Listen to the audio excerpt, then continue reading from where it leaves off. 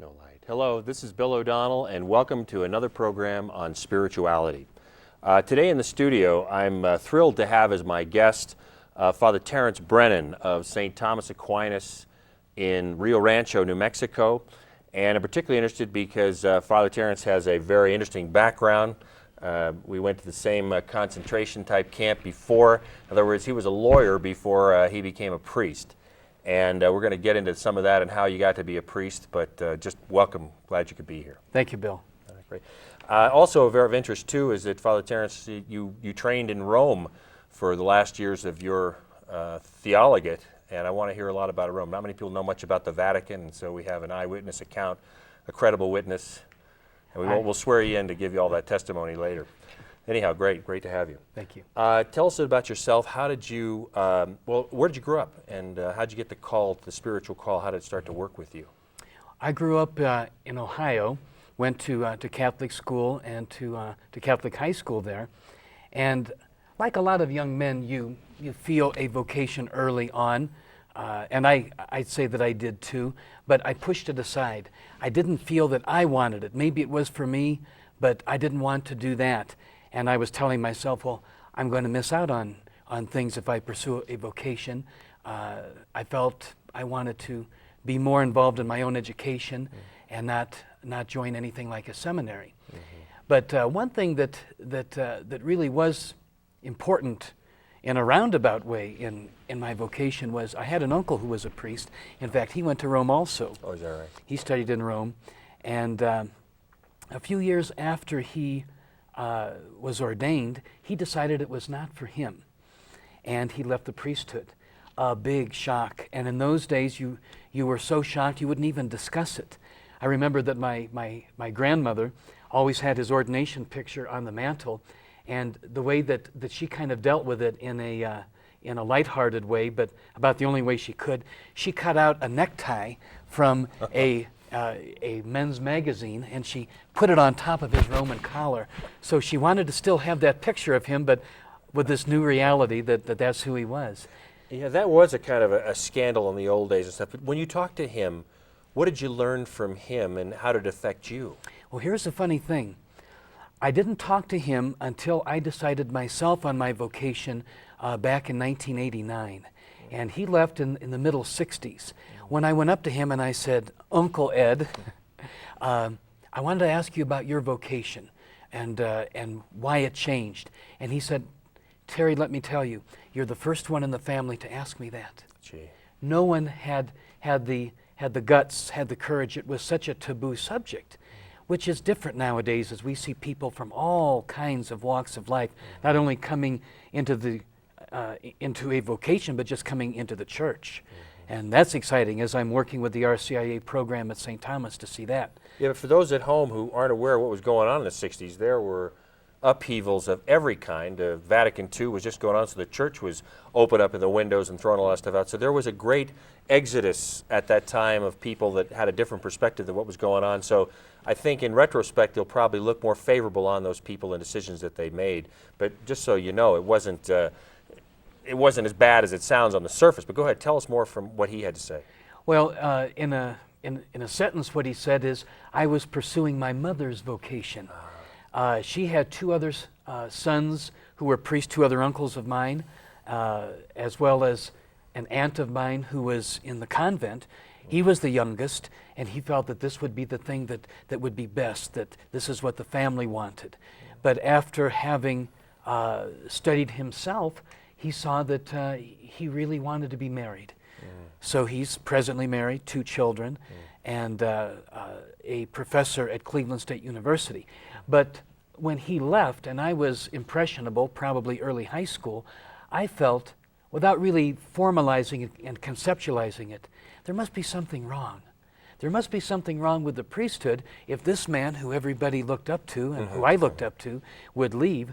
So just sort of gradually, in a light way, I pushed it aside and used that as all the more reason why I should go forward. Now, how much of this was cultural? I mean, did you grow up in an Irish Catholic type of family? How much of that do you think was because of that great faith that many Irish people have, particularly the older ones, had a great faith, and so they tried to inspire this. how much of that was because of that, do you think? I think in the Irish Catholic family I was raised in, the Catholic faith was very real to my grandmother, Yeah. but always in a happy way. There was never any of the Irish guilt that you were trying to find in the Catholic Catechism a minute ago. She lived her faith by going to Mass every day and then going to someone's house to help them out, clean their house or make a meal, take things over to people's houses. It was that kind of faith in action that we've heard about in the last 20, 30 years in the church. And so she was maybe a pioneer in that way. And that's what really got me excited about the faith, that it's more than what you study, but it's the studying and how you live it out. But you're the first priest that I met that it might have put the clutch in a little bit for a while because of the family situation, to be sure, to know where you were. And so you went on, did you go to parochial school as a kid? I went to parochial grade school and high school, but they were not that formative. The high school especially was during a time of great activism, and it was almost as if the high school was embarrassed to put forth its Catholic identity. For example, my sophomore year, I could take a class in religion or multimedia. And so, of course, a lot of guys in my high school, it was an all-guys high school, opted for multimedia. Why not? And so now that same high school is different, and they require academics in the study of our faith the way it should have been. The experimenting time is over for the most part, and it's good. What year did you graduate from high school? 73. Okay, so just after, again, those 60s where everything was in a state of flux. So what did you do after high school? Where'd you go to college? Went to Ohio State University. I started a major in psychology, and early in my sophomore year, my dad called me up. He's a tire builder from Akron. Everybody was into tire building and rubber there. And so he called me up and he said, "What are you studying?" And I said, "Psychology." He said, "Well, what are you going to do with that?" And I just did it because I thought it would be a good intro to helping people. And he said, "Well, I don't think that's the best for you. Why don't you consider law?" I never knew a lawyer. I never thought of law, but I think the idea that my dad put it in my mind in a lighthearted way, in a happy way, I said, why not? So from that point on, I pursued law. And then you went to law school where? American University in Washington, D.C. Okay. Yeah, it's interesting. My father had made the suggestion for me to go to law school as well, too. I hadn't thought of it before. And how did you find your college education at that time in the 70s in D.C.? And that's a Catholic school, right? No, American, American. Is the first law school that was open for women. And they've always kept a larger majority of women than men in that school. Why did you choose that school? I wanted international law, and I picked a city that would have that opportunity. How did you find D.C. in those days? I loved it. I never wanted to leave. I was mad at my mom for not being a Washingtonian before I was born. And now I'm mad at her that she's not a New Mexican before I was born. But a great place to study law, particularly if you want to be in the international scene. Without a doubt. So you graduated from law school, and then what happened next? Pursued law. I worked for Department of Commerce in Washington, D.C., and from there, some private firms. But right after law school is when I said, okay, now I'm on my own, and I want to take charge of the kinds of things that you do once you're on your own. I'm not in a dormitory or anything else. So I said I want to join my local church. And not only join, after I was there a few months, I said, well, I've got the time I never had before when I was in school. I think I want to be involved. I asked what they needed, and it seems that the Catholic churches are always in need of people to teach religion. I didn't feel capable, competent. The nun I talked to there said, well, you don't have to be. You educate yourself as you go along. And that was intriguing to me. I thought a self-study course in the catechism, I'm ready for that. I'm ready for that. Being a former teacher myself, I tell you, if you got to teach it, boy, no greater motivation than to study it. Were you practicing your faith all the way through college and law school? I was. We had daily Mass at American University, and sometimes I was the only congregant there. So I always found it meaningful, and I knew that it had a place in my life. I knew that, or I wanted it later to have more of an import, but at the time I said, well, if I keep my hand in it And even though I didn't have time to study or be active in it, at least I was doing the minimum and I felt happy.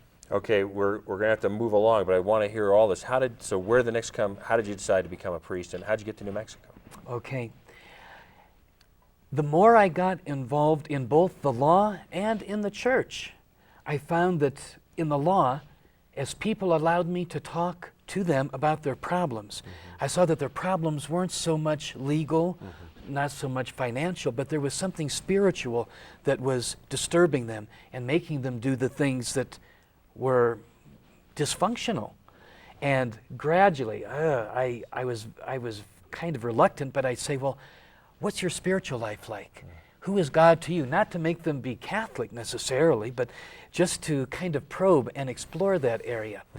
And as I would reflect, as they would leave the room, and I'd sit back and say, I can't believe that 3/4 of our conversation was about God and who God was to them. And by me talking about God, I was discovering who God was to me. And then I would go and teach my 4th grade class once a week and find the things that they would talk about and bring up. And then I got more involved. I started teaching English as a second language to Vietnamese boat people and seeing that what was important to me was to live out what I felt was important. And finally, everything sort of culminating, I decided that I had to explore the priesthood. Okay, so then how did you get to New Mexico? When I decided that I needed a year of transition, not to go right into the priesthood. I was looking into the Dominicans, an order of priests out in the East. I had a spiritual advisor, and I said to him, I think what I want to do is find a place to volunteer a year.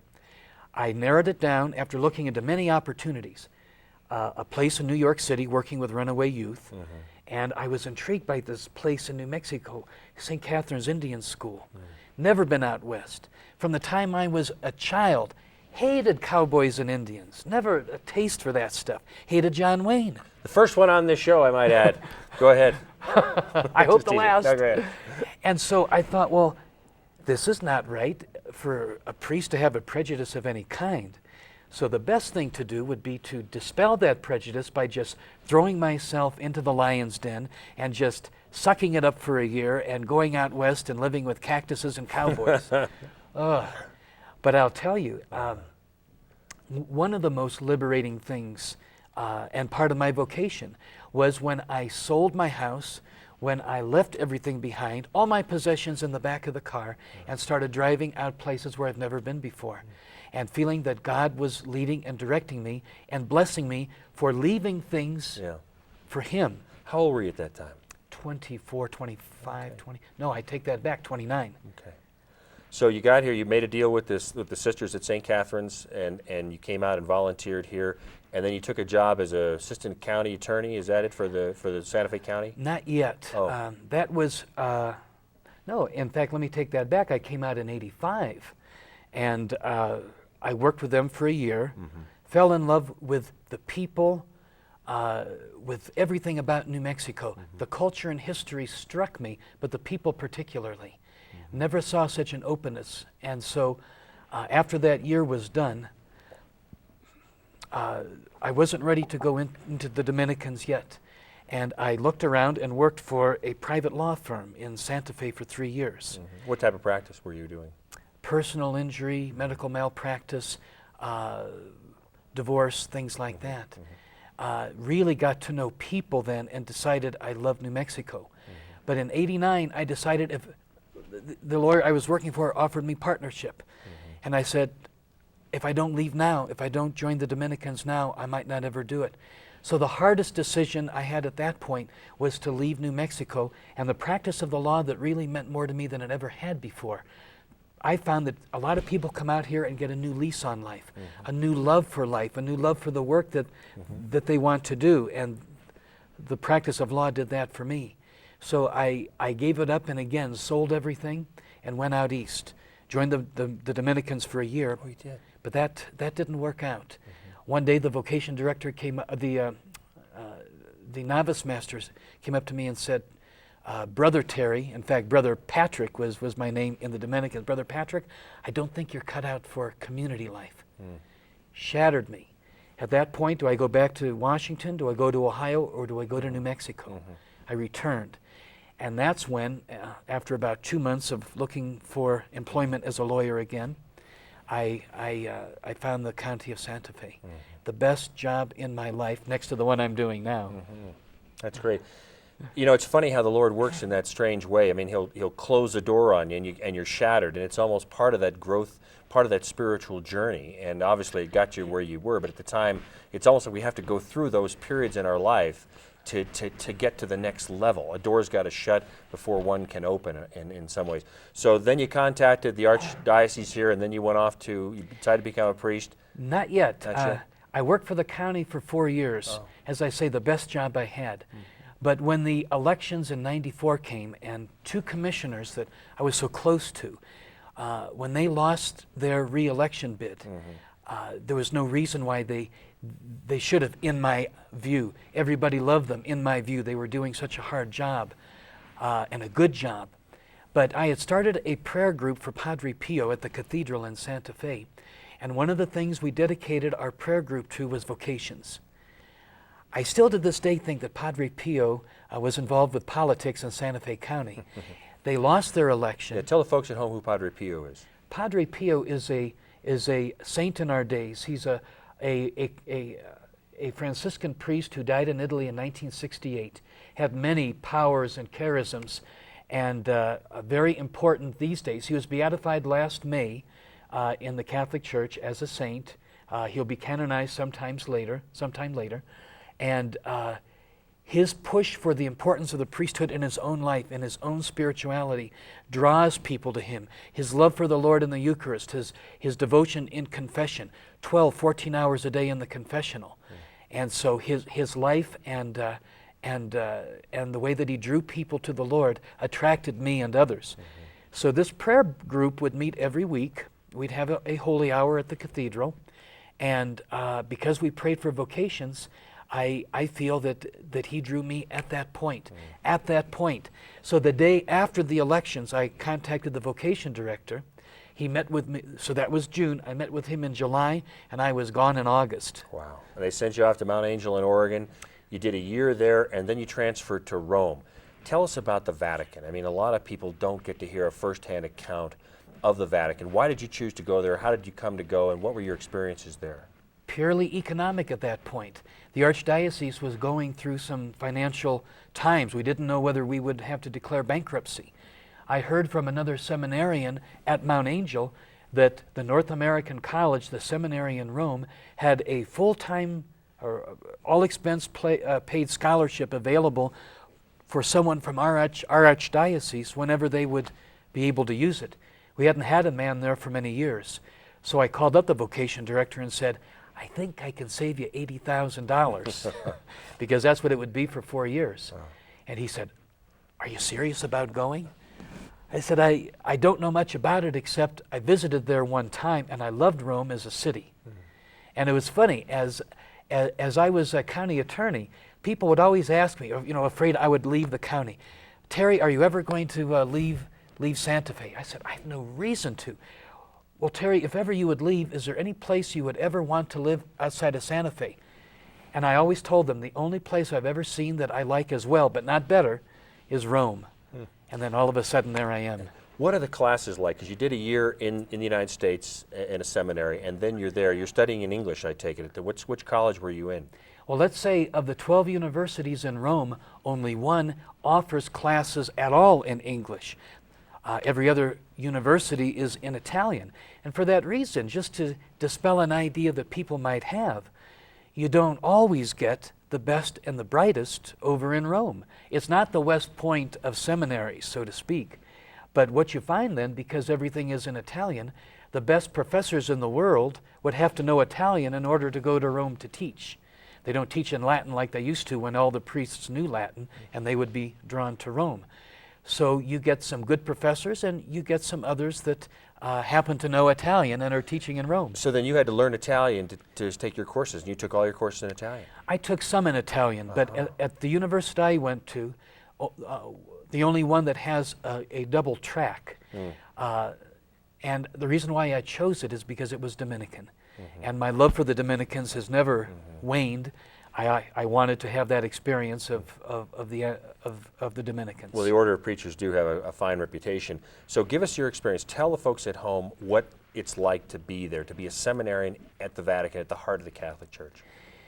There is something which is more tangible, that is in the air and in the steps that you walk, that fills you like an emotion and carries you through the 4 years.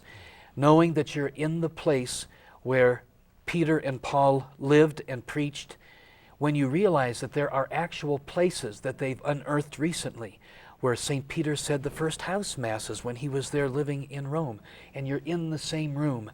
When you see the sights that Peter himself saw, when you see the large 80-foot obelisk in the center of the piazza of St. Peter's, and know that that was the last thing that Peter saw before he died. It was there during his lifetime. It was there during his lifetime. And you know, and also it was there when the chosen people left Egypt. It's one of the last things the chosen people saw under Moses before he left. You see, the connection over time and space is compressed, and you're part of it. You see it not only in the monuments, but then in the people around you. At the large papal masses, the excitement of people, oftentimes for the first time in their life, to be in St. Peter's. The tears of joy, the way that they embrace whoever you are. They hear you talking English, they see you dressed as a seminarian, which is like a priest also. They come up and they talk to you and they hug you and they tell you their story, what brought them there. And for myself, for 3 years, I gave tours of St. Peter's once a week, 2-hour tours. And so to hear people's stories and again the tears of joy to finally be at the place which is the center of their spiritual life. Just a brief aside, tell us about the everyday life. I mean, what was your diet like? I mean, what do they feed seminarians to be warriors for the Lord? They make us short rations or all pasta? All pasta. How did you know? Twice a day. Twice a day. So I don't go to the Olive Garden very often right now. But let's say that that's important because for a priest, you want to be enculturated in wherever you live, wherever you are living and eating and working as everybody around you lives. Okay, what was your take on the Holy Father? Obviously, you had a chance to see him up close over a period of time. Tell us a little bit about your impressions of him. Any chance there was a papal mass, I would go down to St. Peter's. But the only time that I got close to him, about as close as we are now, was at my ordination to the diaconate. And it brought tears to my eyes when as we were leaving from our group photo around him, I looked at him and he gave me one of these penetrating glances. And as he's penetrating, both corners of his mouth spring up in a big smile. And I just felt him communicating to me, thank you for being a priest. Good luck in your life. And that's powerful. You'll take it with you the rest of your life, I'm sure. Well, just in the few moments we have remaining, what message? I mean, you're a rookie priest. I mean, you just been ordained less than a year. And I hope you'll come back again as time goes on and share more information with us. But tell us how it's changed your life to be first ordained as a diaconate and then ordained as a priest. And now you are performing. You now are a distributor of sacramental services. Yeah. You ordained to do this work. What's your impression of that, and what was your ordination like? It's the sacramental part of it that hits me every day. For example, I think any young man approaching his first Mass wonders, what is that going to be like to offer the holy sacrifice of the Mass with these words and these hands? And I didn't know. I guess too busy leading up to it, I didn't reflect on it. But at my first Mass, when I got to the part of the consecration where the priest actually says the words which changes the bread and wine into Christ's body, my impression, and I still have to this day, I'm at the altar, I'm holding Jesus in my hand, but it's not me. I feel like a participant, like I'm con-celebrating. I'm next to the priest, but who's actually doing that, I feel that it's Jesus and I'm watching, close to him, participating very closely. And it fills me with internal tears. I'm delighted to be that close, but knowing that it's Jesus there. And in the confessional, we have confessions twice a day and 3 times a day on Saturdays. I'm sometimes in the confessional 4 or 5 hours a day. And tell the folks at home what the advantage of going to confession is.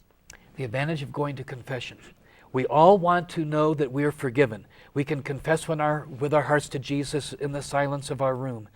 But to know that Jesus, speaking through the mere instrumentality of a priest, but is giving that assurance and sometimes advice, sometimes the extra words that needs to be done. Just last week, I was with someone for 20 minutes. She apologized.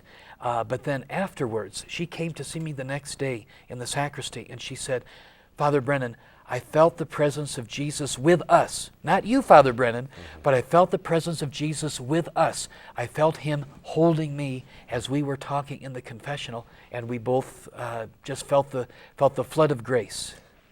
And that's what happens when you give the absolution, then, that you feel that there actually is a flood of grace and that people actually receive that. You do. For those that understand it, for those who focus on that sacrament. On the other side of the screen, I hear the sigh of relief. I hear the tears. I have oftentimes, not just that one woman, but others come up to me and tell me how it has changed their lives.